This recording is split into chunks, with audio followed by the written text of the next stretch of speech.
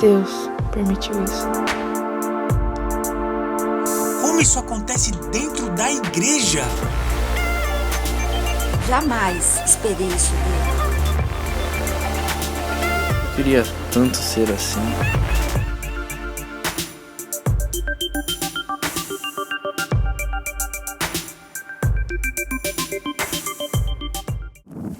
Boa noite. Deus. Nossa. Falaram que são tantas decepções que precisam de 2 para pregar. Mas realmente nós queremos tratar com esse assunto porque isso tem sido um grande impedimento para o desenvolvimento da nossa fé, do nosso amor, da nossa vocação e do nosso chamado. Então esse assunto é de vital importância para cada um de nós. No domingo passado,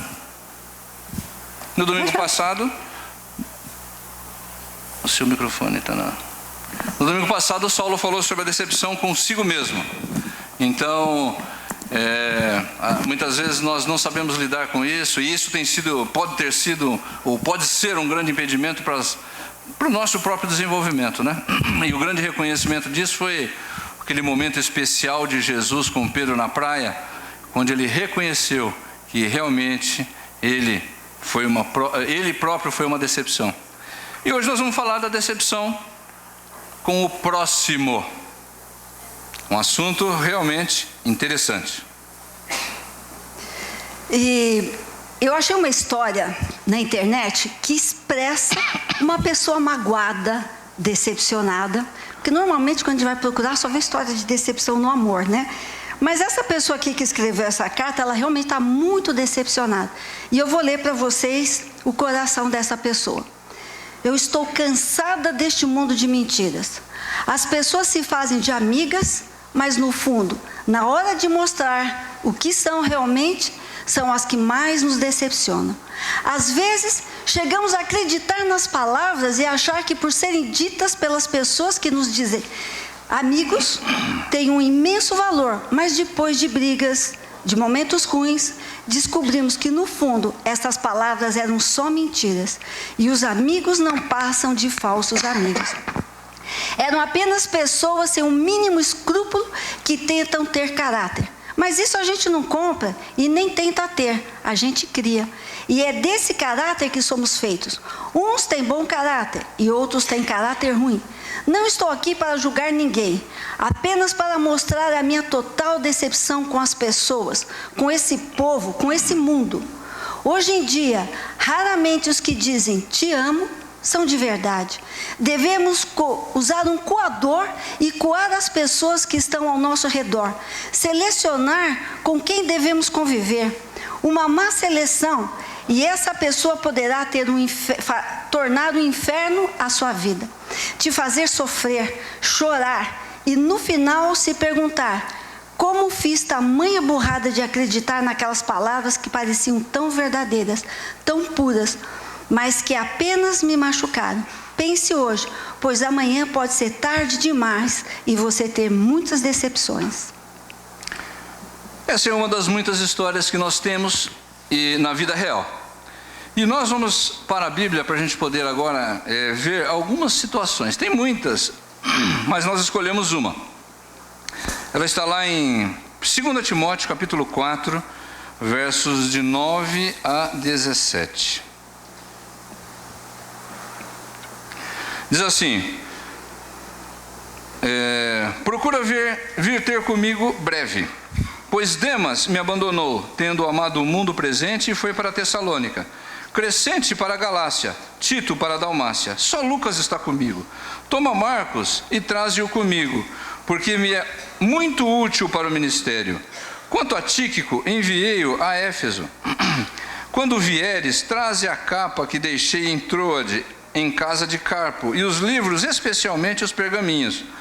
Alexandre, o latoeiro, ou ferreiro, me fez muito mal. O Senhor lhe retribuirá segundo as suas obras. Tu também guarda-te dele, porque resistiu muito às nossas palavras. Na minha primeira defesa, ninguém me assistiu, antes todos me desampararam. Que isto não lhe seja imputado. Mas o Senhor esteve ao meu lado e me fortaleceu, para que por mim fosse cumprida a pregação, e a ouvissem todos os gentios, e fiquei livre da boca do leão. Antes de eu falar do contexto, eu quero dizer aqui quem é Paulo. Talvez alguns aqui não possam não saber a dimensão de quem é Paulo, que está escrevendo a Timóteo. Paulo foi o autor da maior quantidade de cartas da Bíblia. Paulo foi o maior fundador de igrejas que nós já vimos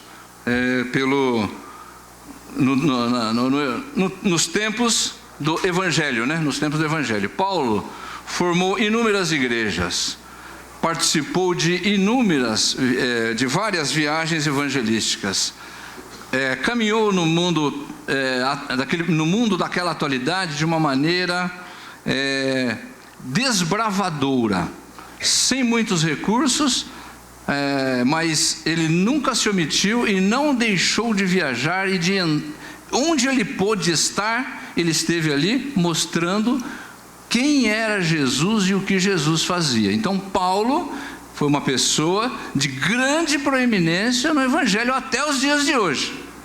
Se Paulo estivesse vivendo hoje, ele seria um midiático, uma pessoa mais conhecida, talvez, da humanidade, porque era um camarada muito forte, muito intelectual, muito culto e muito cristão. Agora vamos ao contexto. O contexto que Paulo está escrevendo essa carta é o ano, mais ou menos o ano de 66 da nossa era. No ano 64, Nero coloca fogo em Roma. E foi um fogo colossal. Foram 6 dias e 7 noites de incêndio a Roma. E quando ele percebeu o motivo, quando ele percebeu a bobagem que ele tinha feito, não sei por que razão, ele vem a público e diz: foram os cristãos que incendiaram Roma, vamos persegui-los. Então começa neste momento uma grande perseguição aos cristãos, uma tremenda perseguição, uma carnificina. Todo cristão que era pego era morto, era jogado no fogo, era jogado para os leões. Foi um negócio absurdo que aconteceu neste período. E Paulo foi preso. E a grande tristeza de Paulo, que tinha tanta proeminência e foi uma pessoa tão ativa no mundo evangélico, no mundo até então, é que, por exemplo, Demas me abandonou. O outro foi para Crescente, foi para Galácia, Tito foi para Dalmácia. Alexandre, o latoeiro, me fez muito mal. Dizem, né, a história de que Alexandre foi preso e, para escapar de ser morto, ele entregou a Paulo como sendo o líder religioso, o líder desta confusão. E aí Paulo foi preso e ia ser julgado, e ficou na cadeia durante um tempo para ser julgado.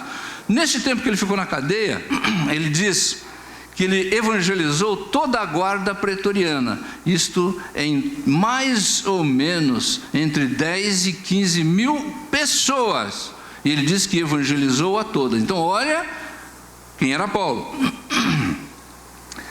E na minha primeira defesa, fala Paulo, e aí a gente está vendo aqui o coração de Paulo, hein? Paulo era um homem tremendo, mas ele também era carne e osso, ele também tinha sentimentos. E ele está dizendo aqui o que ele sentiu, qual foi a sua decepção naquele momento. Na minha primeira defesa, ninguém esteve presente. Ninguém esteve presente. Uma pessoa que deu a vida para servir, foi abandonado, e nesse momento ele está triste, relatando para Timóteo o seu momento de tristeza. Mas, diz ele, o Senhor esteve ao meu lado e me fortaleceu, para que por mim fosse cumprida a pregação e a ouvissem todos os gentios, e fiquei livre da boca do leão. Esse foi o contexto desta carta e desse trecho que nós estamos falando sobre decepções. Paulo, a próxima. Bom, nós vamos falar então o que é realmente esse conceito de decepção. O que é essa palavra? O que é esse sentimento? Então está ali, decepção está ligada a uma expectativa ou ilusão que geramos sobre algo ou alguém. A intensidade da decepção que nós sentimos, ela depende do tempo que nós estamos vivenciando a questão e o tamanho da expectativa que nós colocamos sobre a questão. Então, quanto maior o tempo, ou quanto maior a nossa expectativa, se ela não for realizada, maior é a nossa decepção, maior é a nossa desilusão. Vamos ver a origem. Dá para entender que surgiu a decepção. Qual foi a primeira experiência de decepção? Lá no Gênesis, quando Deus criou todas as coisas, falou para Adão e Eva: olha, come de tudo, só não come deste fruto aqui. Porque se vocês comerem, os olhos de vocês vão se abrir e vocês vão experimentar coisas que vocês não vão querer. Era isso que Deus estava querendo dizer: olha, não come, porque vocês não vão gostar depois, certo?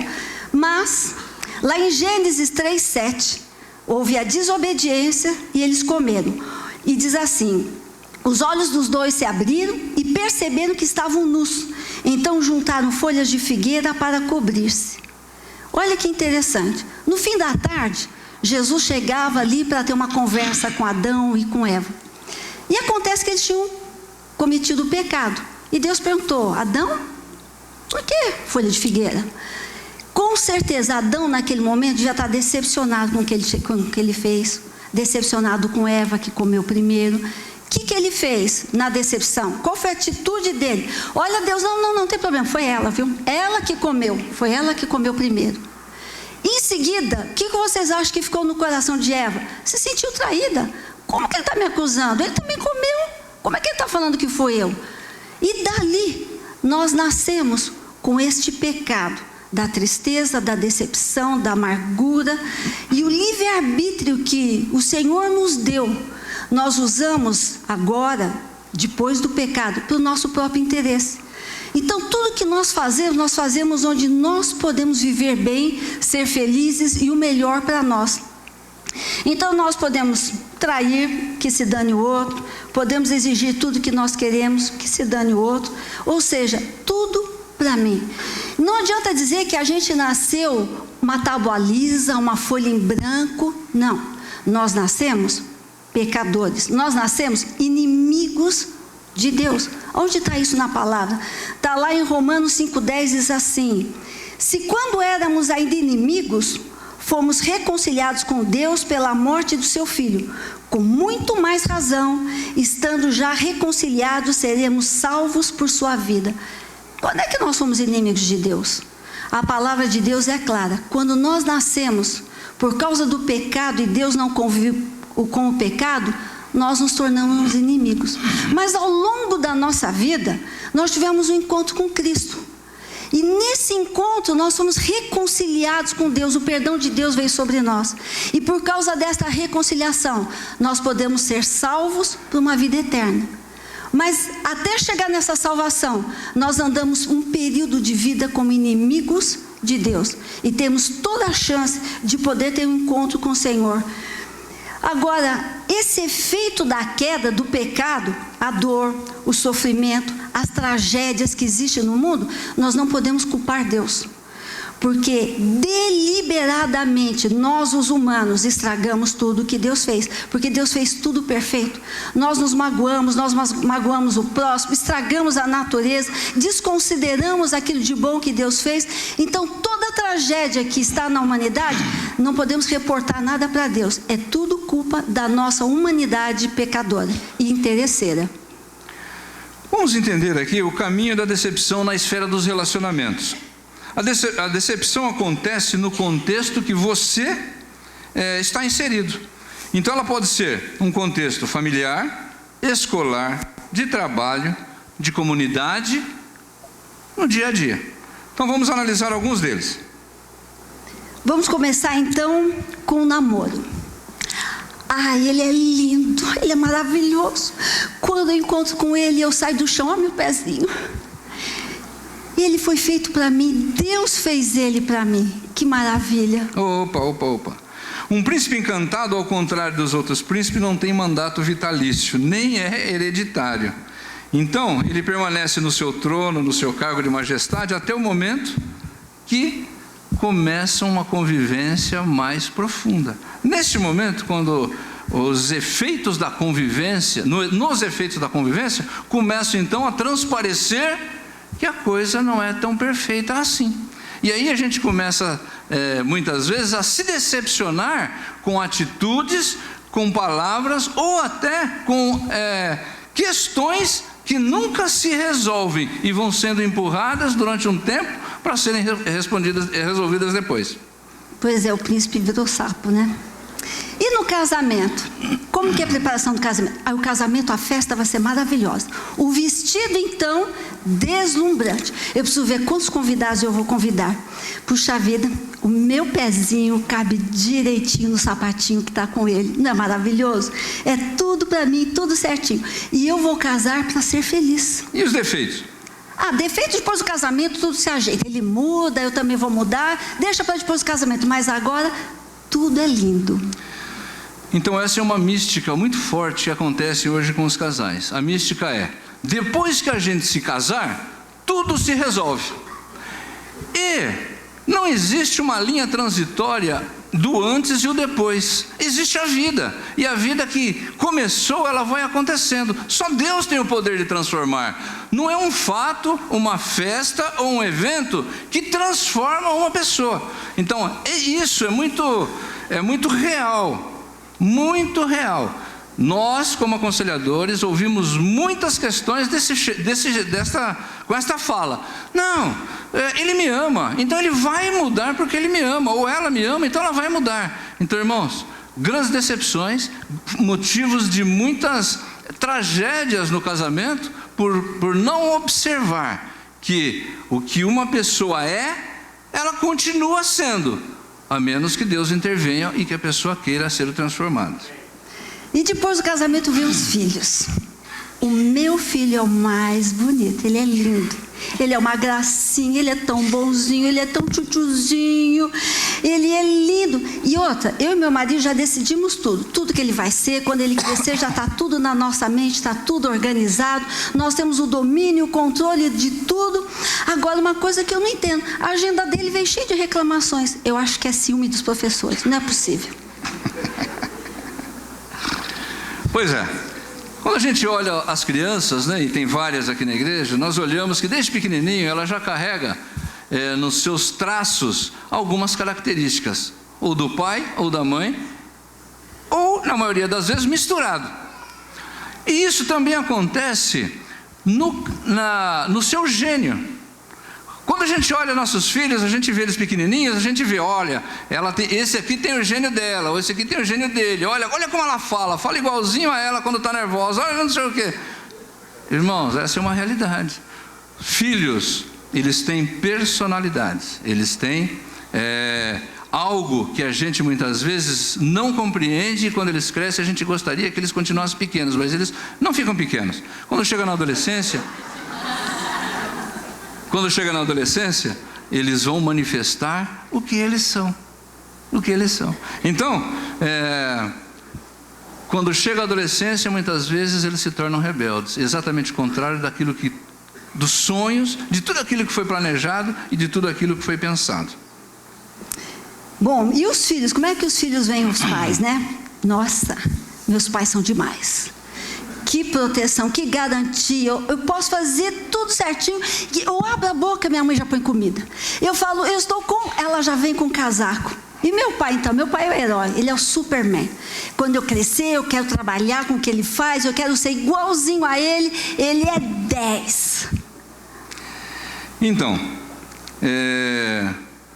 os filhos, num determinado momento, o pai e a mãe são os heróis. Depois eles começam a entender que não são tão heróis assim. E depois começam a perceber, as falhas dos pais. E aí é que os pais precisam tomar muito cuidado. Porque às vezes ele ensina assim, filho, olha, falar palavrão é pecado. Aí de vez em quando ele solta um baita de um palavrão. E o filho olha para o pai e fala, pai, não filho, sabe o que é isso aqui? E dá uma enrolada. Parece que ele deu uma garibada no filho, mas não deu não. O filho ficou com aquilo na cabeça. Olha, filho, nós temos que obedecer às leis. Aí tem um farol vermelho, ele passa o farol vermelho, entra na contramão, vira para cá, vira para lá. O filho fala assim, mas pai, olha o que você está fazendo. Não, filho, isso aqui é extrema necessidade. E assim vai indo, irmãos. Pais precisam aprender a pedir perdão e a se humilhar muitas vezes e falar, realmente filho, você tem razão, errei, cometi um erro, porque determinadas atitudes dos pais marcam profundamente, negativamente, o caráter e a vida de um filho. E até o fim da vida, muitas vezes, ele vai se lembrar de determinadas coisas. Bom, e as amizades? Nós vemos uma carta ali, mas assim, meus amigos, ótimos. Eles me compreendem. Qualquer segredo que eu conto, eles não passam para frente. Ninguém sabe. É um segredo entre eu e meus amigos. Na hora que eu preciso, ponta firme. E tem a música que diz assim: amigo é coisa para se guardar. É verdade, né? Amigo, ó, do peito. Posso confiar que vai dar sempre certo. Sabe, Lene, tem uma pesquisa da Universidade de Brigham Young, nos Estados Unidos, que diz assim, que o indivíduo que tem uma boa rede de amigos e também de vizinhos pode aumentar a chance de viver até 50% a mais. Agora, de acordo com os pesquisadores também, não ter contato com amigos é tão prejudicial à saúde quanto fumar 15 cigarros por dia ou mesmo ser alcoólatra. Uau, eu quero 50 mais de vida, eu vou ter muitos amigos. Eu separei aqui uma frase que diz assim: as pessoas que mais gostamos são as que mais nos decepcionam, pois pensamos que são perfeitas e esquecemos que são humanas. Amigos são raros. Não vou dizer que não existam amigos, existem sim. Mas, muitas vezes, pessoas que nós denominamos amigos, na hora de uma decisão de demonstrar o amor e a amizade, elas se viram e cuidam de si. Vão cuidar daquilo que é interessante e deixa a bomba estourar para lá. Muitos amigos decepcionaram e trouxeram mágoas profundas no coração de outros. Então, nós temos que entender que pessoas são humanas e elas decepcionam sim, e nós precisamos compreender essa faixa de ação que nós vamos conviver com pessoas e de que maneira nós podemos conviver. O isolamento não é a solução. Também outro tipo de relacionamento, os irmãos na fé, os irmãozinhos. Quando chega na igreja, olha, todo mundo aqui é santo. Uau, estou no céu. Todo mundo é perfeito. Eu sei que todos eles têm um comportamento exemplar. O amor de todos é transbordante. Quando eu entro na igreja, eu me sinto assim, voando entre os anjos, tremendo, vou ser levado aos céus. E nos esquecemos que a igreja também é um grande hospital. Então tem pessoas que estão na UTI, tem pessoas que estão tomando seus remedinhos, tem pessoas que estão sendo tratadas, e o tempo passa e a gente descobre que membros, líderes de igreja, são seres humanos absolutamente normais. Muitos erram, muitos cometem alguns tipos de pecados, outras desiludem e às vezes até maltratam. Mas o tempo vai passar e ele vai descobrir que a decepção e a frustração acompanharão quem tem convivência. Isso vai acontecer. As autoridades. Como é que um cristão vê autoridade? Todo mundo é Jesus, né? Meu líder é igual a Jesus. Meu chefe, meu pastor, meu líder de ministério, meu líder de pequena família, todos são a imagem de Jesus. E ele é demais, porque, sabe por que é a imagem de Jesus? Porque ele me elogia, ele me valoriza, ele prometeu investir na minha vida, ele vai me apoiar, ele vai me ajudar na promoção, ou seja, ele é demais. Jesus é meu amigo, meu líder. Hoje nós vivemos dias dos, vamos dizer assim, desigrejados, porque de alguma forma se escandalizaram por alguma atitude que um líder deveria ter feito e não fez.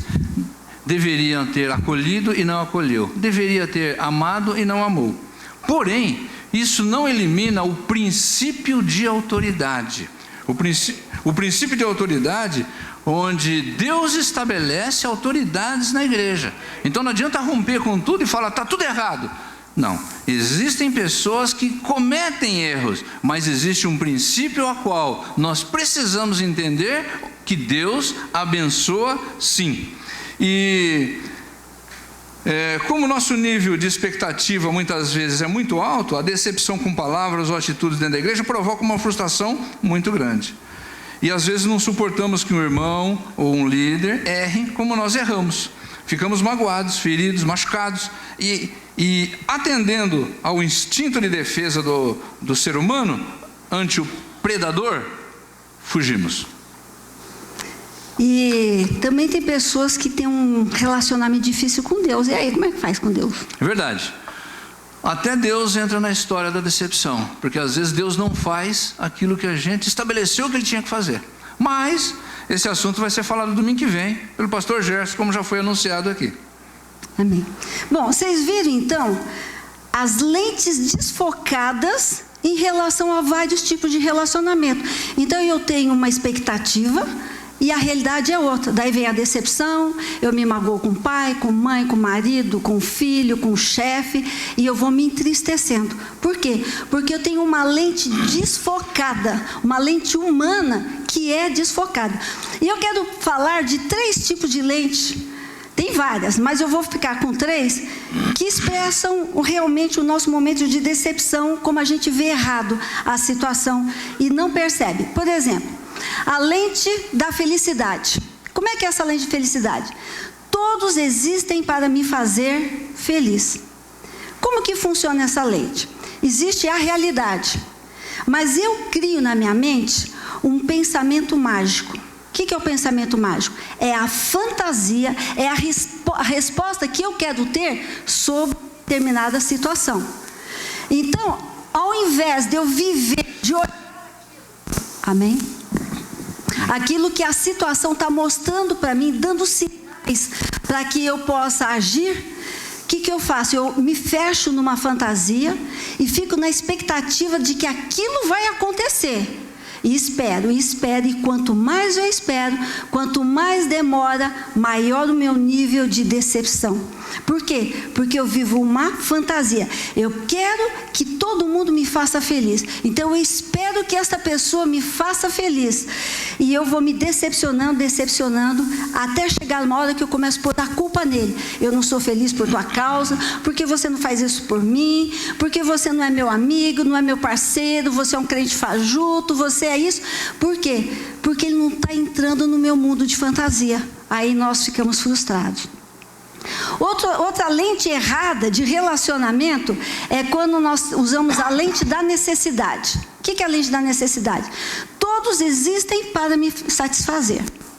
Então, por exemplo, eu espero que a outra pessoa me satisfaça. Eu espero que ele me dê o que eu preciso.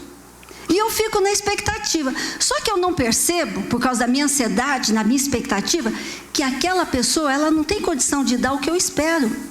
Ela se esforça, mas ela não vai conseguir. E eu cobro, e eu exijo, e eu espero, e eu falo.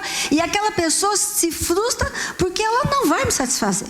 Aí começa a ter brigas, discórdia, desânimo de ambos os lados, tristezas e frustração de ambos os lados. E a gente esquece que a gente espera ser satisfeita aqui. Mas esquece também que a gente, na nossa humanidade, estraga o outro. A gente também não preenche o outro, mas a gente quer a realização. Mas a gente não se doa pelo outro. Então a frustração fica de 2 lados. Então, com foco de necessidade, eu não percebo que ele não vai me preencher. E eu preciso mudar. A outra lente também que nós usamos no relacionamento bem errado, que é a lente do sucesso. Eu preciso do outro, porque ele vai me trazer o sucesso. E o meu ego vai ficar feliz. Quando acontece isso? É quando nós não expressamos a nossa expectativa e esperamos que o outro entre na minha mente, leia a minha mente, entenda o que eu quero e ele realize aquilo que vai me levar para o sucesso, que ele realize aquilo que vai me deixar de pé e feliz. Só que eu não percebo que a pessoa está falando de tudo, só que ela não entra na minha mente. Ela não vai entender o que eu quero. Eu preciso verbalizar, eu preciso falar. E isso acontece muito quando as comunicações são travadas, né? Não tem habilidade de conversar, de trocar ideias e acha que o outro entende, ele sabe o que eu quero, ele vai fazer porque ele sabe. Não vai fazer. Aí a frustração novamente. Você espera algo que o outro não sabe que você está esperando, porque não sabe o que você quer. Você não se comunica, certo? Essa é a lente do homem, né? Uma lente desfocada. Como então a gente minimizar estas decepções? Olhar para o outro assim como Deus olha para nós. Como Deus nos olha? Essa é a questão.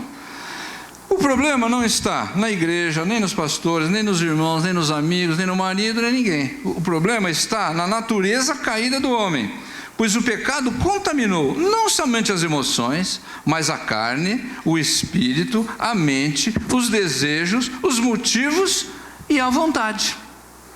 Calvino diz isso. E um texto lá de Jeremias 17,5 diz assim: maldito o homem que confia no homem e faz da sua carne o seu braço e aparta o seu coração do Senhor. Então Deus está falando assim, não é que eu não posso confiar em pessoas, eu posso confiar, mas eu não posso transferir para ele a solução das minhas questões. Nós não podemos tirar o nosso coração do Senhor. Ele sim tem condições total de resolver as nossas questões. Um amigo, uma esposa, um marido, ele tem condições parciais. E nós, quando colocamos de uma maneira total esse peso ou essa responsabilidade sobre os outros, nós vamos nos decepcionar. Nós podemos manifestar virtudes divinas, mas podemos também manifestar pecados horríveis. Deus conhece a nossa estrutura, sabe o que podemos suportar. Então, quando na emoção, muitas vezes a gente chega para Deus e, Senhor, eu vou fazer isso, eu vou fazer aquilo, Deus nem leva isso em consideração. Haja visto Pedro, quando falou, um de vocês vai trair. Não, Senhor, se depender de mim, eu vou até a morte. Aí Jesus olha para ele e diz, hoje mesmo, antes que o galo cante, 3 vezes me negarás. Ou seja, desconsidera o que você está falando, você não sabe o que você está falando, você não tem condições de muitas vezes cumprir isso. A nossa caminhada com Deus é um processo. Não adianta a gente querer antecipar coisas que nós não temos condições de fazer. E nas pessoas, é um processo de conhecimento, é um processo de relacionamento. O relacionamento ele vai sendo estabelecido. E Jesus nesse processo, Deus nesse processo, Ele vai minimizar, fazer com que as nossas decepções sejam menores a ponto da gente poder suportar. Nós não podemos ser juízes de todas as questões e nem ser ingênuos demais. O equilíbrio é a melhor forma de nós nos relacionarmos, tanto com o homem quanto com Deus. Com Deus também. Tem maneiras muitas pessoas querem se relacionar com Deus de uma maneira absurda. E Deus fala, calma, vamos aprender, passo a passo, dia a dia. O segundo ponto que Deus nos olha com misericórdia. A motivação de Deus para se relacionar conosco é a partir do perdão. A nossa motivação para sermos misericordiosos é olharmos, assim como Deus é comigo, eu preciso ser para com o outro, amém? Assim como Deus é com você, você precisa ser com o próximo, seja ele próximo demais ou seja ele próximo que caminha contigo.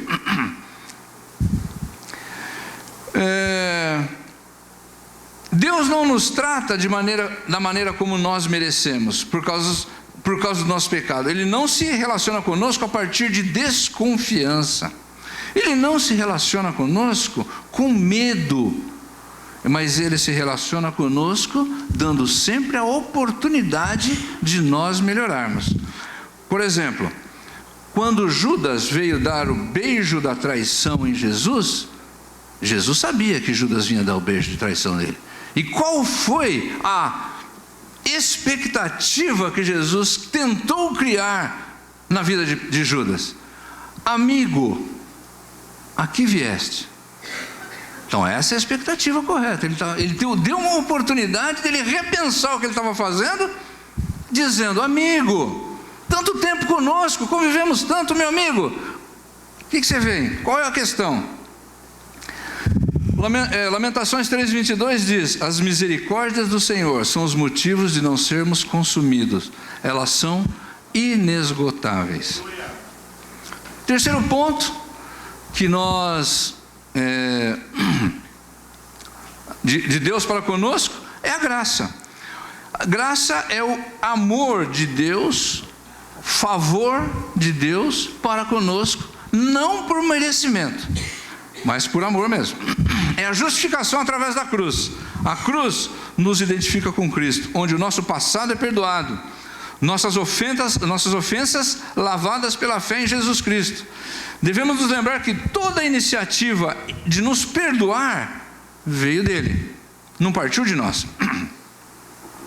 Deus nos amou sendo inimigos, como já foi dito, e pecadores.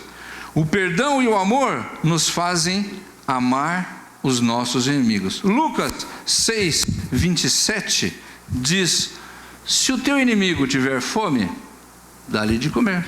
Se tiver sede, dá-lhe de beber. Pois fazendo isso, alcançarás graça ou colocarás brasas vivas sobre a sua cabeça. Ou seja, qual é a vantagem de nós só ajudarmos aqueles que nos faz bem? Jesus está falando. É bom, mas não é tudo. O ideal é que você possa abençoar também aqueles que te faz mal, aquele que te instiga, ou aquele que te trata realmente como inimigo. Nós só conseguimos amar, irmãos, porque Deus nos amou primeiro. Não há outra maneira. Se você não receber o amor de Cristo na sua vida, é impossível você poder amar aqueles que não te amam. Bom, então a lente humana e a lente de Deus, e agora como é que a gente exercita essa lente, como é que a gente aplica? E o maior exemplo que nós temos é o exemplo de Jesus. Como é que Jesus conseguiu lidar com a decepção? E uma coisa interessante, nesses 3 anos que Jesus andou com seus discípulos, a intimidade era total. 3 anos, dia após dia, 24 horas por dia, esses discípulos andaram com Jesus. Cada um deve ter levado a sua causa, Jesus deve ter aconselhado cada um no particular, Jesus deve ter suprido, Jesus deve ter curado a vida deles, fora tudo que eles viram ao longo desses 3 anos, do mover, do agir, da misericórdia, dos milagres de Deus. Fora isso, as experiências particulares que devem ter sido tremendas, palavras de Deus ministradas ao coração de cada um deles. Mas, numa hora de tremenda necessidade, houveram situações ali, onde nós humanamente ficaríamos assim, absurdamente decepcionados com os nossos amigos. Mas Jesus teve uma atitude diferente. No momento final da vida de Jesus, depois da ceia, Jesus teve uma experiência, 3 momentos bem difíceis com esses amigos, né? Então, por exemplo, ele estava orando, ele acabou de comer e falou para 3 discípulos: vamos comigo lá no monte que eu vou orar. Jesus sabia que ele ia ser crucificado, que ele ia apanhar muito, que ele ia ficar numa cruz, mas não era isso que angustiava Jesus. O que angustiava Jesus é que ele, que nunca cometeu um único pecado, perfeito, ia receber sobre ele todo o pecado da humanidade. Os pecados que você conhece, aqueles que a gente nem imagina que existiram, existem e vão existir. Todos eles vieram naquele momento sobre Jesus, e ele precisava de amigos que orassem por ele. Como está lá em Lucas 22, 44, 45. Estou em agonia, e orava ainda com mais instância, e o seu suor tornou-se como gotas de sangue que escorreram pela terra. E depois de ter orado, levantou-se e foi ter com os discípulos, e os achou adormecidos. Que decepção! A hora que eu precisava deles, meus amigos que eu socorri. Depois disso, ele foi preso. No momento da prisão, está em Marcos 14, ele chegou para os soldados e falou assim: Jesus tomou a palavra e disse: como um bandido, vocês saíram com espada e cacetetes para me prender. Entretanto, todos os dias eu estava com vocês ensinando no templo e vocês não me prenderam. Mas isso está acontecendo para que se cumpra as Escrituras. E o que aconteceu com os amigos, os 12? Quando Jesus foi preso, todos fugiram. Deixaram Jesus sozinho com os guardas. Todos fugiram. Aliás, João acompanhou. Mas o resto, todos fugiram. Que decepção. Não oraram comigo. Estou preso. Na hora que eu preciso deles, fugiram. Mais para frente, quando Jesus estava lá sendo questionado, arguído pelas autoridades, Pedro estava lá fora, negando. Em João 18 diz assim, a porteira perguntou para Pedro, peraí, não é você que estava lá com Jesus? Jesus sofrendo lá na mão das autoridades judaicas, e Pedro, não conheço. Passa um tempo, não é você que cortou a orelha daquele soldado? Não. E assim por 3 vezes ele negou. 3 vezes. E uma das coisas mais lindas que está na palavra, que me apaixona, depois disso, eu não sei qual era o momento que foi, a palavra de Deus diz que Jesus olhou para Pedro, e com aquele olhar de amor, eu fico imaginando que olhar de amor, que quando Pedro negou pela terceira vez, ele olhou para Jesus, Jesus olhou para ele, e Pedro teve um arrependimento que saiu e chorou compulsivamente. Que olhar de amor, negado, renegado, com tanta decepção, porque ele era um homem ali, podia ficar decepcionado, chateado, mesmo assim, em tanta traição, ele demonstrou um amor inquestionável, que constrangeu o coração de Pedro. Agora, o que fazia Jesus fazer estas coisas? Sabe por quê? Por que Jesus não se decepcionava? Porque ele sabia que ele estava fazendo para o Senhor. Porque ele sabia que a recompensa viria de Deus. Jesus sabia que nós somos falhos, nós somos pecadores. Nós sabemos que nós somos pecadores e nossos irmãos são pecadores. Mas nós não temos misericórdia. A gente cai em cima, a gente julga, a gente se chateia. Mas Jesus olhava para a falha humana e tinha misericórdia. Mas o que é que fazia ele andar com as pessoas? O que é que fazia ele ficar com as pessoas com tamanha dedicação? Tudo, absolutamente tudo que ele fazia era regado ao amor. Ele era o amor em essência. O que nós temos que aprender? Qual é a nossa lente? Daqui para frente, mudar nosso conceito do que é amor, mudar nosso conceito do que é ter misericórdia, do que é realmente ter paciência e ser benevolente. E usar a ótica certa. Não julgar, mas saber que o pecado dele, na verdade, pode ser transformado numa vitória na minha vida. Como não sofrer, então? Já que nós vamos estar convivendo e sofrendo todo tipo de ataque, nós precisamos, então, ter uma imunidade para que a decepção não roube da nossa vida a fé, a continuidade do caminho e a vocação que Deus nos deu. Então nós precisamos entender e nos tornarmos imunes a isso. Qual é a imunidade? A imunidade é o exercício do perdão. Não tem outra forma de nós caminharmos se a gente não exercitar, não aprender a perdoar. E perdoar, irmãos, significa que vai doer. O perdão que não significa nada, ele não, assim, você não tem dificuldade em perdoar. O perdão que significa muito, ele vai doer, mas é esse que você precisa exercitar. Então, para que nós consigamos conviver com pessoas que nos decepcionaram, frustraram e magoaram, somente o perdão pode fazer a diferença na nossa vida e na vida da outra pessoa. Se os nossos olhos estiverem firmados em Deus, e neles brotarem lágrimas provenientes do abandono, da ingratidão ou da desilusão, saiba, o Senhor vai enxugá-las. Ele é o único do qual podemos esperar reconhecimento e galardão. Em Cristo podemos transformar a decepção numa experiência positiva para com Deus e para com o próximo. podemos torná-la uma oportunidade de crescimento e enriquecimento pessoal, que nos deixará ainda mais habilitados para as vitórias que nos tem reservado o Senhor. Sempre queremos fugir daqueles que nos decepcionaram, mas precisamos aprender a perdoar, a conviver em amor para sermos felizes e sermos úteis na vida do próximo. Amém?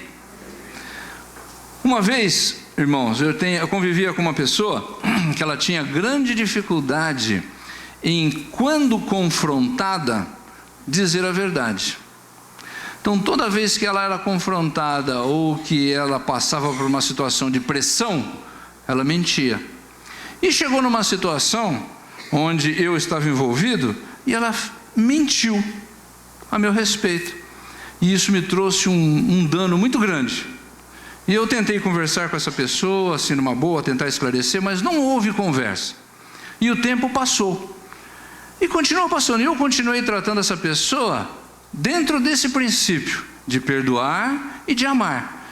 E chegou um dia, uma situação, onde não teve jeito. Ela teve que me procurar para pedir uma ajuda. Eu não sei, Deus preparou aquela situação ali. Acho que a última pessoa que ela gostaria de conversar era comigo. E eu estava ali. E ela veio conversar já ressabiada, achando que agora ele vai descontar o que eu fiz. E quando ele veio pedir ajuda, eu me esforcei ao máximo para fazer o melhor naquilo que ele precisava. Procurei fazer o melhor naquilo que eu sabia. Procurei fazer o melhor para poder realmente mostrar que o meu interesse na sua vida não era o julgamento, nem era me vingar, mas era poder ter uma convivência pacífica nessa situação. Aquilo incomodou tanto que ele, num determinado momento, parou e falou: eu preciso falar uma coisa, eu preciso confessar aqui uma coisa. Realmente, eu fiz isso, fiz aquilo outro, me perdoe. Então, qual foi o grande ensinamento que eu aprendi ali? E que ele também. Quando muitas vezes nós passamos por decepções, aquela decepção, ela pode ser usada por Deus, primeiro, para nos fazer crescer. Segundo, em passarmos por essa situação, nós podemos abençoar a outra pessoa e curar aquela pessoa daquela situação que ela tem. Então essa pessoa, no momento que ela pediu perdão, confessou, dali para frente eu percebi na vida dela uma mudança. Ela não mentiu mais. Então foi um processo de cura na vida daquela pessoa. Aí eu pergunto, valeu a pena? Podia ter brigado, tomado a minha razão, feito justiça, feito uma porção de coisa. Não sei o que iria acontecer, mas eu não teria essa oportunidade de poder tratar com ele desta forma. E aí essa pessoa foi abençoada. Eu fui abençoada e ele também. Então, muitas decepções que nós passamos, irmãos, Deus está nos usando para sermos bênção na vida de outros. Acredite nisso. Deus sabe da sua dor, mas Ele quer usar você na sua bênção.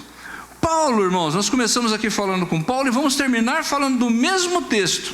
Aliás, antes de falar desse mesmo texto, lá em Filipenses capítulo 1, versos 13, diz assim, Paulo dizendo: tudo o que me aconteceu tem contribuído para o progresso do Evangelho. Paulo tinha uma consciência, ele ficou decepcionado ali, mas isso não roubou a sua fé, nem tirou-o do foco e muito menos fez com que ele perdesse a sua esperança. Ao contrário, voltando lá no texto inicial, 2 Timóteo capítulo 4, verso 6 agora, diz assim: quanto a mim, já estou sendo derramado como libação, e o tempo da minha partida está próximo. Combati o bom combate, acabei a carreira e guardei a fé. Desde agora, a coroa da justiça me está guardada, a qual o Senhor, justo juiz, me dará naquele dia. E não somente a mim, mas também a todos os que amarem a sua vinda. Glória a Deus, irmãos. Como transformar a decepção em bênção? Perdoando. Eu queria chamar o louvor aqui para podermos orar. E eu queria agora que você pudesse entender a sua situação.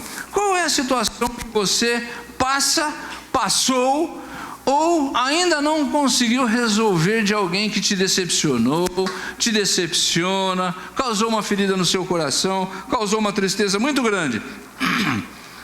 Entenda isso. Deus não virou as costas para você. Muito pelo contrário, Ele sabe dessa situação e Ele quer tocar a sua vida e fazer com que não somente você seja curado nessa sua tristeza, porque se a gente não exercitar o perdão, a nossa vida fica amarrada, travada, impedida de crescer, impedida de caminhar, impedida de frutificar, como também Ele quer que você seja bênção na vida de outros.